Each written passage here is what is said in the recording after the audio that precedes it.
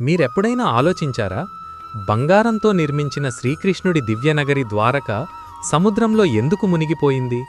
శ్రీకృష్ణుడు కంసుణ్ణి వధించిన తరువాత సముద్రుడి నుండి 12 యోజనాల భూమిని కోరి బంగారం, వెండి మరియు వజ్రాలతో కూడిన 9 వంత్ల కంటే ఎక్కువ మహల్లతో ఈ అద్భుత నగరాన్ని నిర్మించారు. ఇది దేవతల భవనాల కంటే కూడా ఎంతో సుందరమైనది. కాని శ్రీకృష్ణుడి అవతారం ముగియగానే ఆ సముద్రం ఒక్క రాత్రిలోనే పూర్తి ద్వారకను మింగేసింది. ఇది కేవలం పురాణగాథ కాదు. 1988లో సముద్రం అడుగున శోధించిన శాస్త్రవేత్తలకు పురాతన గోడలు, వీధులు మరియు ఆలయాల అవశేషాలు బయటపడ్డాయి.